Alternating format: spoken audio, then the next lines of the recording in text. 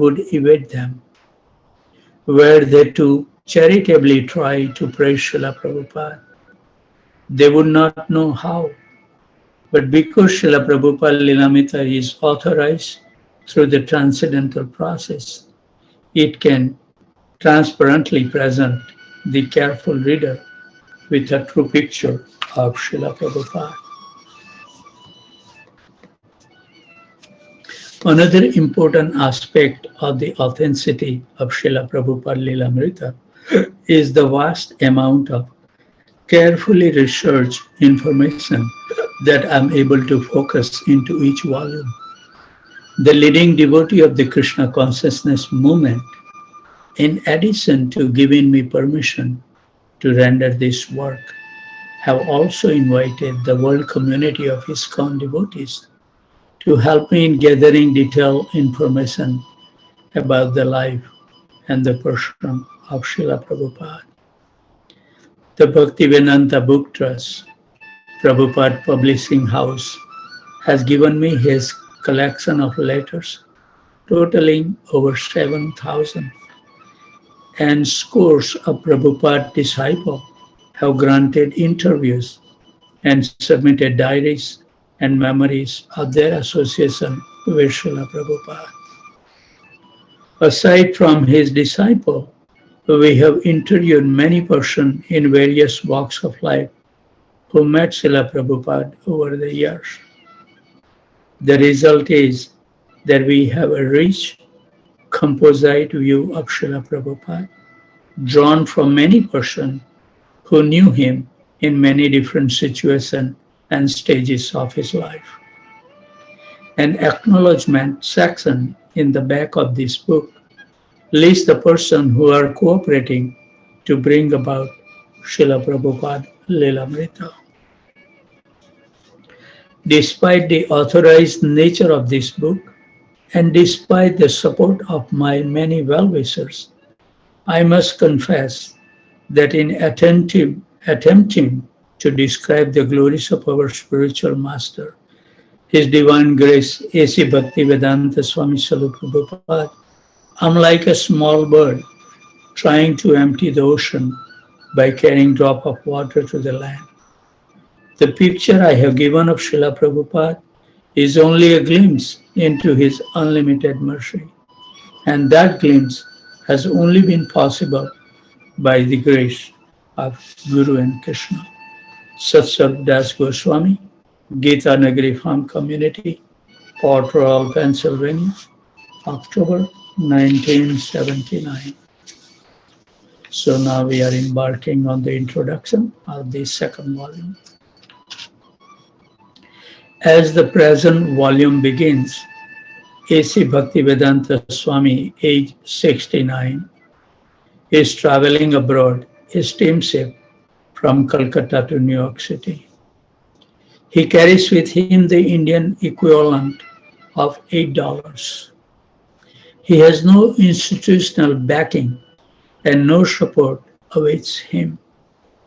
He is coming on the order of his spiritual master to teach Krishna consciousness to the English-speaking world. Planting the seed is the story of Srila Prabhupada's first year in America. It is the story of how an individual will, patiently persisting, overcome great obstacles. And it is the story of a time, the 1960s, when American youth underwent a revolution in consciousness.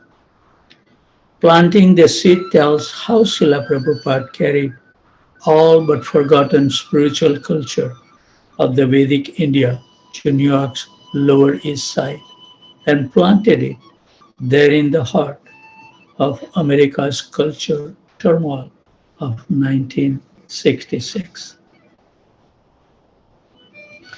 The story of the 69 years of Srila Prabhupada's life before he boarded the steamship for America is presented in the first volume of this series, A Lifetime in Preparation. The present volume, however, is complete in itself and the reader meets His Divine Grace, A.C. Bhaktivedanta Swami Srila Prabhupada, exactly as did the first person he confronted in America, where suddenly he appeared as an elderly, golden-skinned Bengali sadhu, very grave and philosophically inward, yet humorous and talkative, a stranger wearing saffron robes and white, pointy shoes and carrying an umbrella. He was known simply as the Swami, and he lived a spiritually dedicated life previously unheard of in the West, translating the Vedic scripture in his room, chanting Krishna's name, teaching the Bhagavad Gita.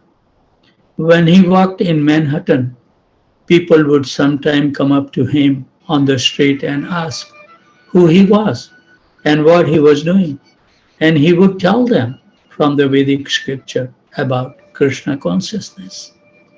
At first, he lived in a tiny rented room, later in a Bowery loft, and finally in a Second Avenue storefront on the Lower East Side, where he drew an affectionate following from the local youth. Srila Prabhupada did not regard his personal history as an important subject for study. His interest was to publish many volumes about Krishna, the Supreme Personality Godhead. But according to the spiritual science, a pure devotee of God is as important as God Himself, because He delivers the message of Godhead to a forgetful humanity. Srila Prabhupada's life, therefore, is an important and absorbing subject, and it is a tangible proof of the existence of the spiritual reality and love of God. So we embarking on the chapter 1, the journey to America. Srila Prabhupada write down in the Jaladuta diary as follows. Today the ship is playing very smoothly. I feel today better, but I am feeling separation from Sri Vrindavan and my Lord Sri Govinda, Gopinath, Radha Damodar. My only solace is Sri Chaitanya Charitamrita, in which I am tasting the nectarian of Lord Chaitanya's Leela. I have left Bharat Bhumi just to execute the order of Sri Bhakti Siddhanta Saraswati in pursuance of Lord Chaitanya's order. I have no qualification, but have taken up the risk just to carry out the order of His divine grace. I depend fully on their mercy, so far away from Vrindavan. Jaladuta Diary, September 10, 1965. The Jaladuta is a regular cargo carrier of the Scindia Steam Navigation Company, but there is a passenger cabin aboard. During the voyage from Calcutta to New York in August and September of 1965, the cabin was occupied by Sri Abhaycharana Ravind Bhaktivedanta Swami, whose age was listed as 69, and he was taken on board bearing a complimentary ticket with food. The Jaladuta, under the command of Captain Arun Pandya, whose wife was also aboard, left at 9 a.m. on Friday, August 13. In his diary, Srila Prabhupada noted, the cabin is quite comfortable. Thanks to Lord Sri Krishna for enlightening Srimati Murarji for all this arrangement. I'm quite comfortable. But on the 14th, he reported seasickness, dizziness, vomiting, Bay of Bengal, heavy rains, more sickness. Haribol. On the 19th, when the ship arrived at Colombo, Ceylon, now Sri Lanka, Prabhupada was able to get relief from his seasickness. The captain took him ashore and he traveled around Colombo by car.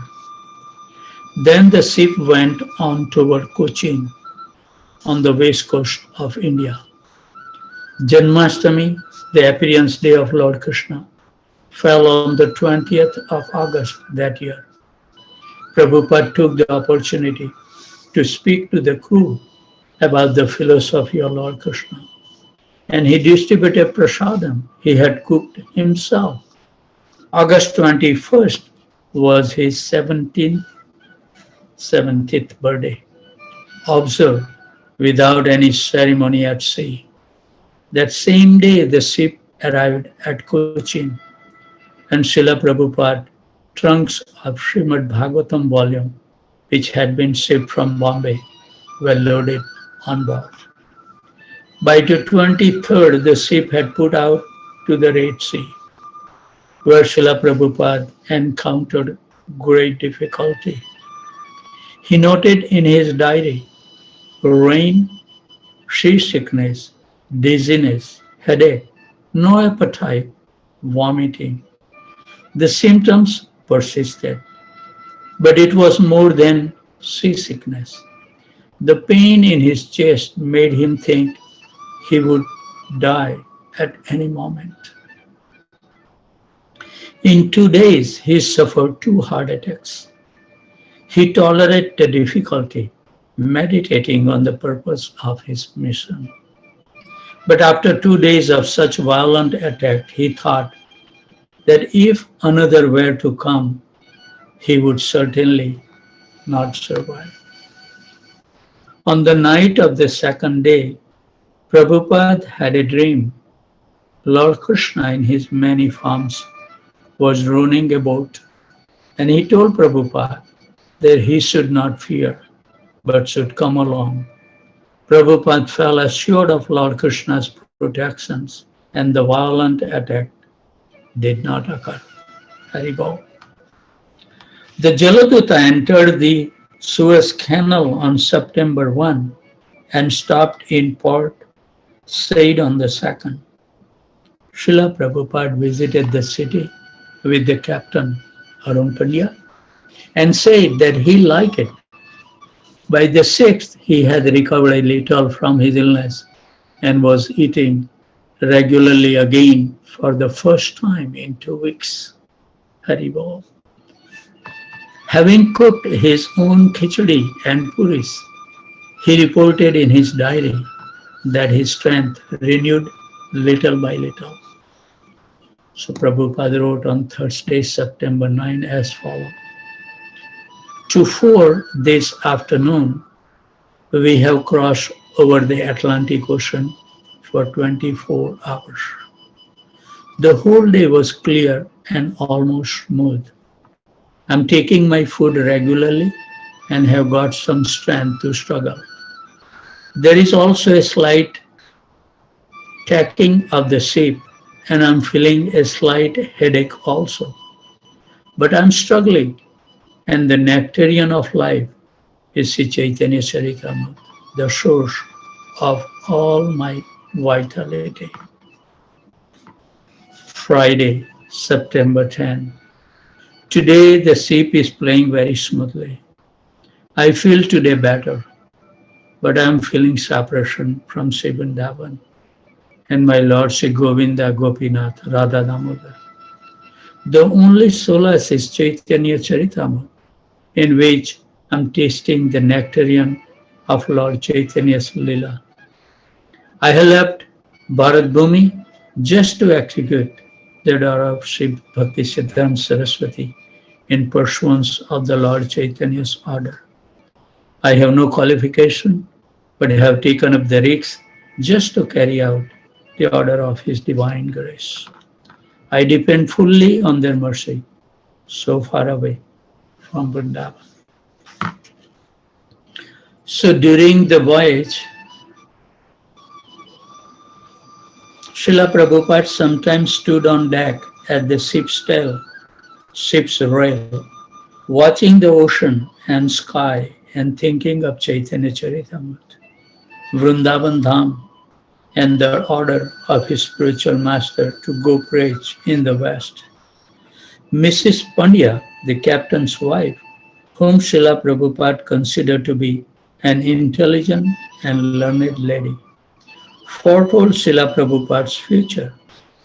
If he were to pass beyond this crisis in his health, she said, it would indicate the goodwill of Lord Sri Krishna. So we can see how sick Prabhupada must be. The ocean voyage of 1965 was a calm one for the Jaladuta. The captain said that never in his entire career had he seen such a calm Atlantic crossing. Prabhupada replied that the calmness was Lord Krishna's mercy, and Mrs. Pandya asked Prabhupada to come back with them so that they might have another such crossing. Srila Prabhupada wrote in his diary, quote, if the Atlantic would have shown its usual face, perhaps I would have died. But Lord Krishna has taken charge of the sea, unquote. On September 13, Prabhupada noted in his diary, quote, 32nd day of journey, cook bati khishre. It appeared to be delicious, so I was able to take some food. Today, I have disclosed my mind to my companion, Lord Sri Krishna. There is a Bengali poem made by me and these corrections. This poem was a prayer to Lord Krishna, and it is filled with Prabhupada's devotional confidence in the mission that he had undertaken on behalf of his spiritual master. An English translation of the opening stanzas follows as follows. I emphatically says to you, O brothers, you will obtain your good fortune from the Supreme Lord Krishna only when Srimati Radharani becomes pleased with you. Shri Srimad Bhakti Siddhanta Saraswati Thakur, who is very dear to Lord Gauranga, the son of Mother Sachi, is unparalleled in his service to the Supreme Lord Sri Krishna. He is that great, saintly spiritual master who bestows intense devotion to Krishna at different places throughout the world. By his strong desire, the holy name of Lord Gauranga will spread throughout all the countries of the Western world. In all the cities, towns, and villages on the earth, from all the oceans, seas, rivers, and streams, everyone will chant the holy name of Krishna. As the vast mercy of Sri Chaitanya Mahaprabhu conquer all directions, a flood of transcendental ecstasy will certainly cover the land. When all the sinful, miserable living entities become happy, the Vaishnava's desire is then fulfilled. Although my Guru Maharaj ordered me to accomplish this mission, I am not worthy or fit to do it. I am very fallen and insignificant. Therefore, O Lord, now I am begging for your mercy, so that I may become worthy, for you are the wisest and most experienced of all. The poem ends as follows. Today that remembrance of you came to me in a very nice way. Because I have a great longing, I call to you. I am your eternal servant, and therefore I desire your association so much. O Lord Krishna, except for you, there is no means of success. So in the same straightforward, factual manner in which he had noted the date, the weather, and his state of health, he now described his helpless dependence on his companion, Lord Sri Krishna, and his absorption in the ecstasy of separation from Krishna. He described the relationship between the spiritual master and the disciple, and he praised his own spiritual master, Sri Srimad Bhaktisiddhanta Saraswati. Quote, by whose strong desire the holy name of Lord Gauranga will spread throughout all the countries of the Western world. Unquote. He plainly stated that his spiritual master had ordered him to accomplish this mission of worldwide Krishna consciousness. And feeling unworthy, he prayed to Lord Krishna for strength.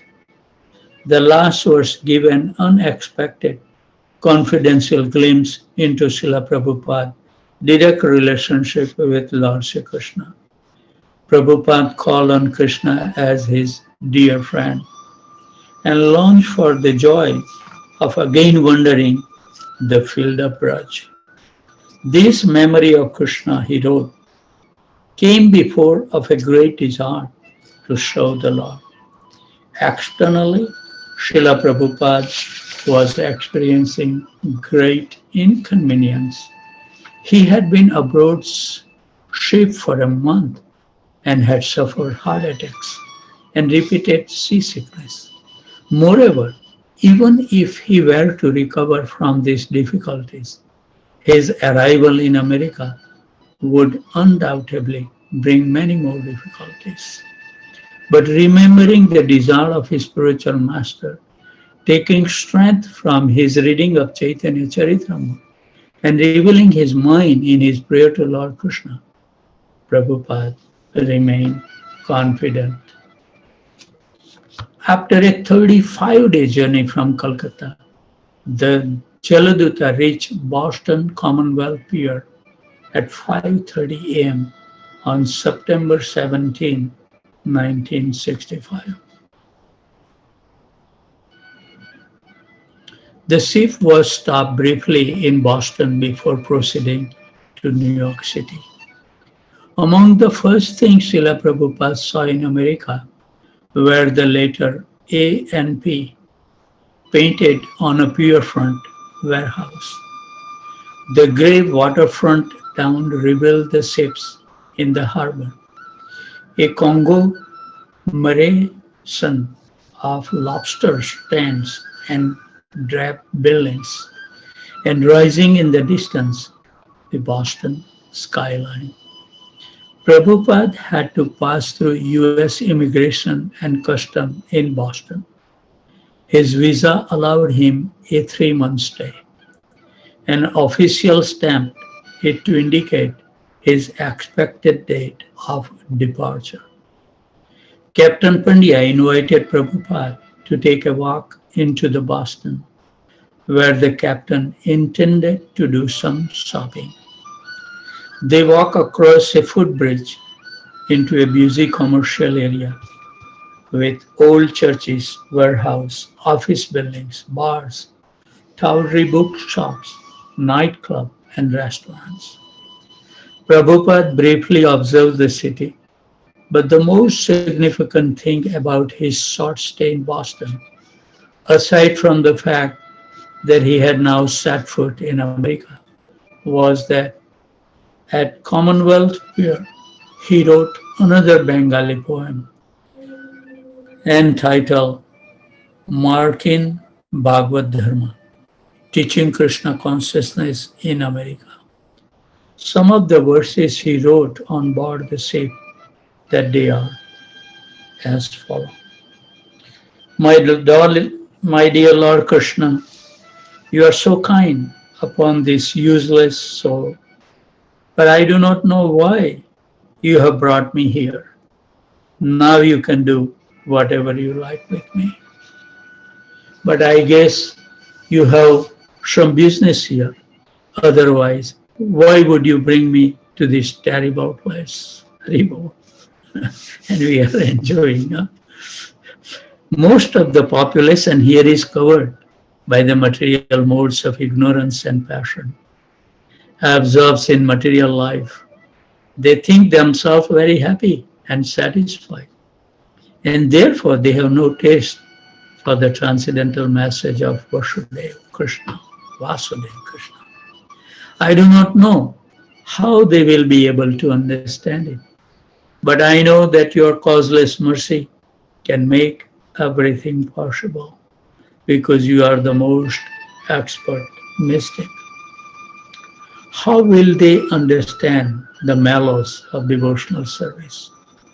Oh Lord, I'm simply praying for your mercy so that I will be able to convince them about your message. All living entities have come under the control of the illusionary energy by your will. And therefore, if you like, by your will, they can also be released from the clutch of illusion. I wish that you may deliver them.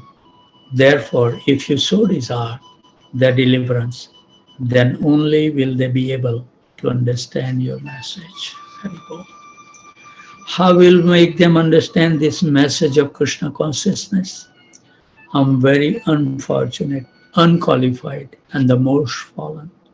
Therefore, I'm seeking your benedictions so that I can convince them, for I am powerless to do so on my own. That's humility.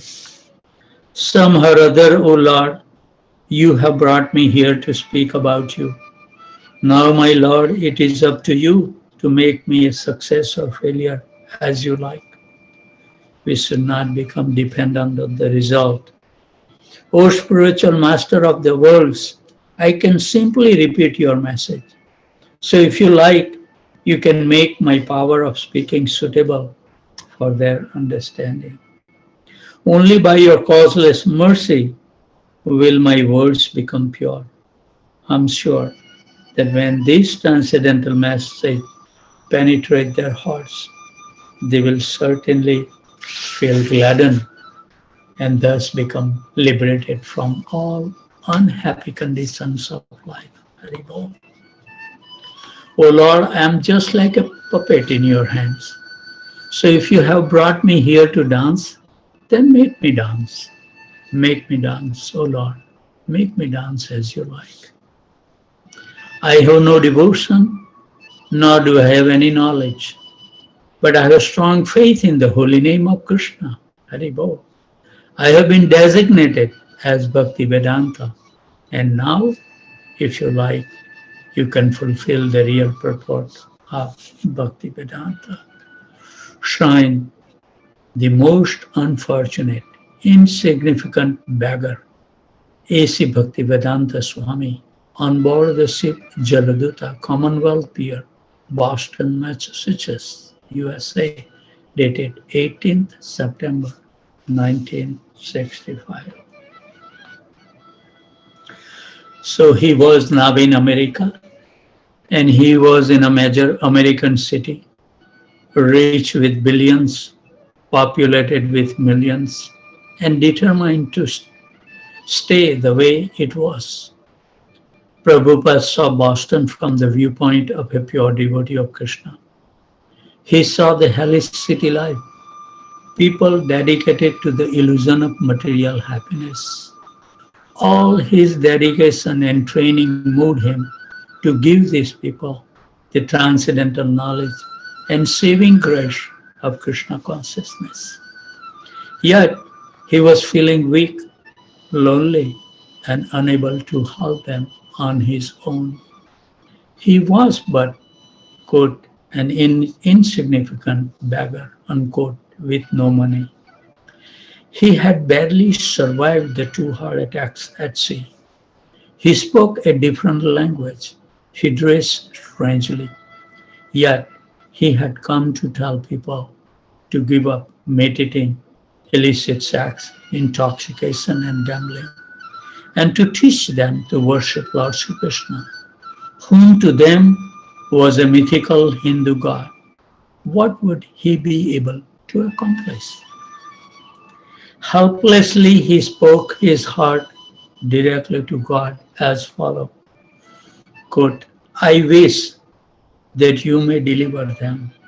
I'm seeking your benediction so that I can convince them, unquote. And for convincing them, he would trust in the power of God's holy name. And in the Srimad Bhagavatam, this transcendental sound would clean away desire for material enjoyment from their hearts and awaken loving service to Krishna. On the street of Boston, Prabhupada was aware of the power of ignorance and passion that dominated the city. But he had faith in the transcendental process. He was tiny, but God was infinite, and God was Krishna, his dear friend. I think we should stop here. Uh, it's 6:53, 6:54, so we should be punctual. And if Krishna so desires, we will see you tomorrow at 2 a.m. And before we depart, let's offer our humble obeisances at the desk of these wonderful Vaishnavas and Vaishnavis. With their support and association, we are trailing our journey to cross over these nations of this material existence once and for all, and it will remain as a memory, the life in Houston, Texas. Haribol. So please accept my humble obeisances. Vanchikalpatarubhasya kripa sindhubhaivacha patitanam pavanebhyo vaishnavebhyo namo namaha. So I have spent more years in Houston in my life. So there is a lot of memory of city of Houston. Will always remain on the back of our mind and heart. Haribol. How fortunate we are that somehow or other we didn't came for Krishna consciousness to America. I don't think that, I have the desire to make the money, but I just want to do something different. That was something in my life. I have never had the appetite to make more money or something like that, but something that I want to do something different than the ordinary people. So that's the push for me to come to US. And here we are in Houston, somehow or other. I used to go only on a Janmashtami day to our Rosalie Temple in Houston downtown and take the darshan, and I couldn't understand when I went. I didn't see Janmashtami festival, but I didn't see the deity of Krishna or Radharani, which I was familiar with. I never been familiar with Gaura Nitai deity and the Nitai Chaitanya Chandra and Nitai Gaur Chandra, the deity at the Houston temple, was the only deity in the Rosalie temple at that time. So I couldn't comprehend who they were at that time. And then start coming to the temple slowly and slowly. But I really get attracted by the home program actually. I was not coming to the temple, but I was attending Saturday home program. And Chaitanya Prabhu, he knows my nature that once if I take something, I will dedicate. So being a brother-in-law, married to his sister, he cannot tell me, but he was telling Dinanath Prabhu and other devotees, keep on calling him, invite him for Saturday program. And I really like the program because, we used to see Nori at that time, I think it was in 1989, then Tamal Krishna Maharaj says, stop this nonsense song. We were singing all kind of, Sri Sampradaya song because it has a good tune and, everybody wants to sing nicely, So we used to take a turn, and there was everybody knows what the song he's gonna sing because there is some special taste for that song. But then in 19, I think 89, Tamal Krishna Maharaj said, you should sing only Vaishnava song. Then the whole thing get changed. But it was very nice and very short discourse. But the way that I was attracted was the loving exchange between the devotees. That's captured my heart. That nice people, how nicely they are dealing with each other. So that was the push. And then start coming to the Houston temple. Very, very rare Sunday feast I used to come.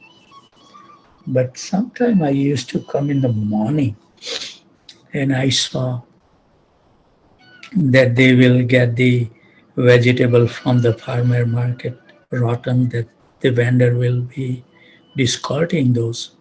So devotee will pick up and then they will, all the potatoes rotten, they will cut out, tomatoes rotten out, cut out, and then they will make. So it was painful to see like that. I start donating some money and then got the chance to hear his divine grace, Tamal Krishna Maharaj. And I was really impressed. Look at this, he born in New York and he knows so much about Krishna. And we took birth in the land where Krishna took his appearance. We don't know anything. So slowly and slowly. And my journey, I think then somebody must have told my Gurudev that I'm a successful businessman. So he made me in 1989, I think, or 88, temple treasurer. And he told me, the managing the temple is same as managing the Dunkin' Donut. That's what he told me. And he said, bring this temple into the black ink because it was running in all red ink. And then I think 89, then he made me the legal board of director, even though I was not initiated.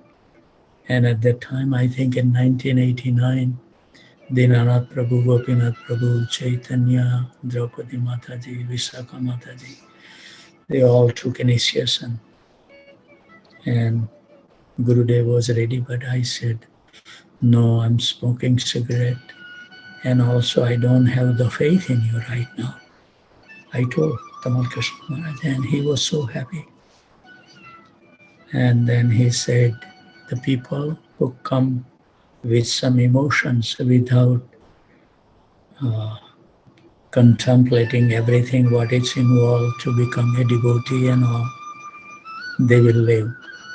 But who wait and contemplate everything, make the life that this is the way the life would be and everything, and then they join. Tamal Krishna Maharaj told me they never leave the ISKCON movement. So here I am, by his mercy surviving, by his words, that with the deliberation, nobody has forced us. We came and by our own wish we surrender. So we should remain steadfast in our devotion. All other obstacle will come. I was writing to one devotee this morning that, we have not given topmost priority for sadhana in our life. And that's the only reason I can see the people are suffering. Because it was, this experience gave me more faith in my life. Today I was coughing like anything from midnight to 1:10 a.m. Heavy coughing. And I was thinking how I'm going to chant the holy name today. And if you have noticed from 2 o'clock, it just went so smooth that I never feel any hurt in my throat or anything. Krishna is very, very kind. Particularly in my life, it has helped me a lot. Even though I don't deserve anything. So just remain steadfast.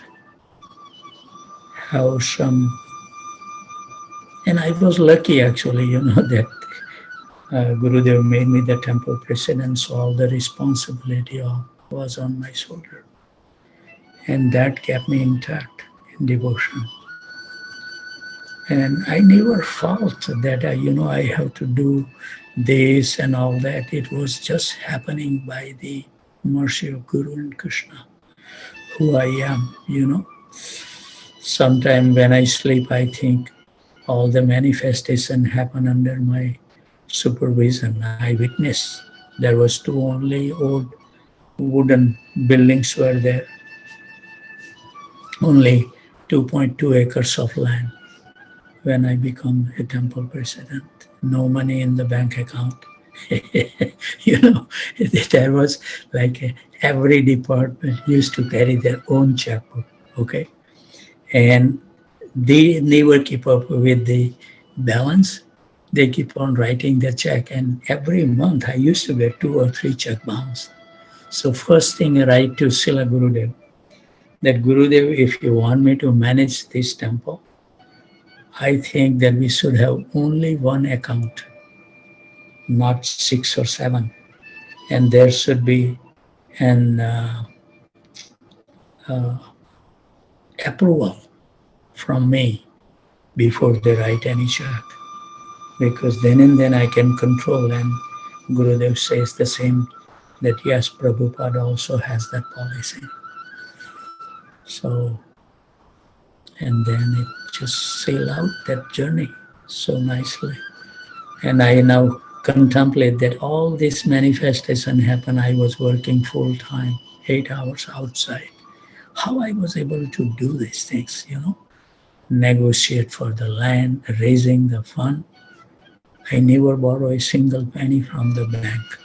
That's something I'm so feel inspired that Krishna does everything for us. We just have to become determined to achieve that for them. That's all it is. And then it's unfold everything. So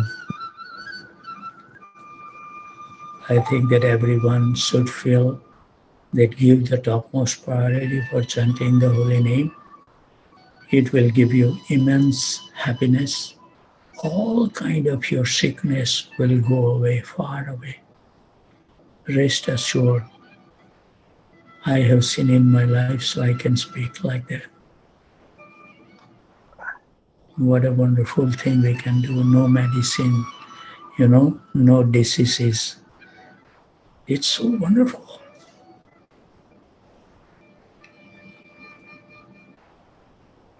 It's very nice. So anybody has any question, comment, corrections, chastisement?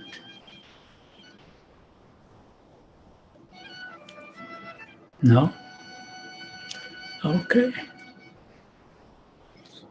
We should end our session with offering the obeisances again many times, because I don't go outside my house, so I never get chance to offer obeisances.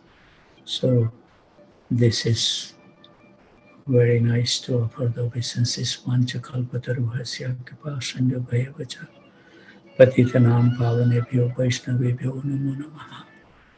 Hare Krishna, Prabhuji, Pranam. Prabhuji, after the japa session, how do you spend your day? Huh? After the japa session, After the japa, how do you spend your day, Prabhuji? Oh, That's what how the do I question. spend the day? It varies by the day, but basically what I do is I chant more rounds, definitely. I do the gardening as needed. Any other things that need to be done in the house, I relax for some time, sitting and dwelling and thinking, traveling in the brush through the mind. If I feel tired, I took a nap. I am reading the Chaitanya Charitam, and something that inspired me, I pull that book and I read. A lot of the book I donated already, which we have online available. So I think with chanting and everything goes By 2 o'clock, 3 o'clock, I become free from my responsible activities. Then I relax. Then again in the afternoon, I will read something, or like last couple of days, I have been preparing for the Bhagavatam class. I will have to give on Sunday because I'm not a learned person, so I will have to read many books to prepare to get the reference. I seek advice of the devotees, and that way it keeps me busy. And I help Shyamalabi whenever I can because Janak Maharaj is sick.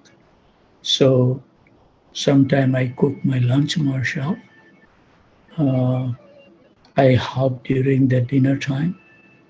And I was thinking that I'm gonna go to the bed by 7 o'clock. I'm thinking because I wear that now the smartwatch, and they said you're enough. Sleep is not enough. They give me only 50% mark on my sleep. So I was thinking that how I can, the nap time they don't consider, even if you take during the day. So they said the best thing is to increase at night. So I was thinking, but my son, he want me to stay up little. He said, come on, Pitasri, stay up. I want to see you before you go to sleep. But that fellow come late, so sometime it became 8:30. So I'm not contemplating that maybe I should go to bed by 7. So what I do a lot of the time is I hear the class uh, of different Swami, and that's my relaxation time in the evening before my dinner. And then I take the dinner, and for 15 minutes I watch TV. See that if any news on this political, like their cabinet, or I think the Senate is interviewing all this, so I would like to know that what happened. Sometime I Google on the phone and see, and I watch for 10-15 minutes of like either I like this classical music, so I play on my phone classical music that I like, or sometime I turn on the TV to see Tarak Mehta Ka Ulta Chashma. That's my favorite show. So I see sometime that show, and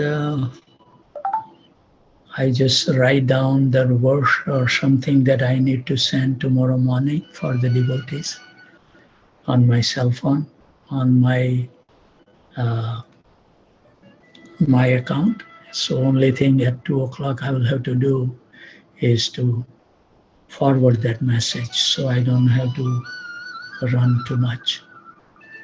I wake up around 1:20, and then I clean my body. I don't take shower, but then also I drink hot water, real hot water.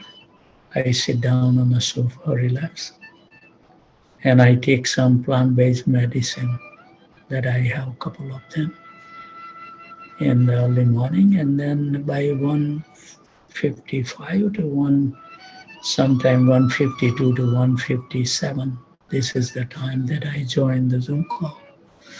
So it goes on my day like this. Like yesterday, I spent a lot of time on my kitchen pantry. The light fixture went off. And still I am struggling because I check, I keep all the tester and everything. And the voltage is coming, the power was there. And when I connect the fixture, it doesn't work. And then when I remove the fixture and again check the power is not there. So I don't know. And then I go and put those sponge of this light fixture into the receptacle of the wall just to see the light is working or not. So light is working, so nothing wrong with the light. So I think that what I'm contemplating, that something, that wire when you bend or something, it get lose the connection power or something. I don't know. I may have to get electrician or something. But before I call electrician today, I'm gonna cut that wire from the ceiling to make it short. So all the bending that may cause little disruptions of the power. So I'm gonna cut it and see that I get the power. Then I can hook it up. So that's one thing is there, something always there. So Maybe. wonderful, Prabhuji. Way Huh? you are. It is so wonderful the way you are spending your day, fully Yes. Krishna conscious. You know. I don't have anything materially to do. So what can I do? I don't go out for shopping or anything unless sometimes they say, okay, run down and get us this. Then I go and I get it. But otherwise, I don't have any stress in my life. I'm totally happy in the circumstances that Krishna has given. I cannot ask for any better than what he has given me. So I'm completely satisfied and I don't have to work. Nobody can force me anything. I'm living my life as I want to live. I don't care. You have done so much, Prabhuji. Huh? Already. You have done so much. Well, that I don't think what I have done too much. When we read Prabhupada and all other great acharyas, we have not done anything. It's like compared to them, it's like a mustard seed.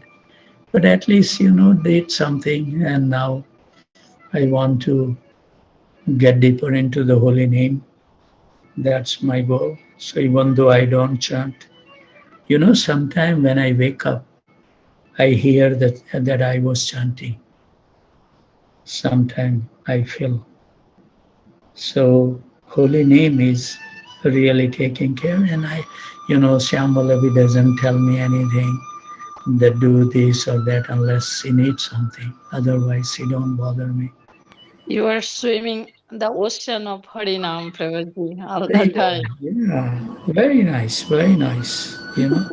I tell everybody, have the faith in holy name and everything will work out so nicely so you relax. I don't know how the bill get paid, because I have set up all the automatic payment. At least 2 3 months once in a while I check that there is a balance of $3 4 thousand. Then I feel happy.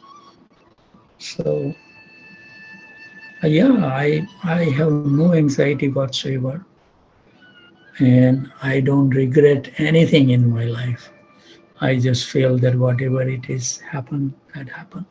I was dwelling as Radha Krishna's Prabhu's Vyas Puja is coming, so I was thinking that Prabhuji, I was just thinking as a Grahastha, we should sow brahmachari, we should sow the grahastha, vanprastha and sannyas.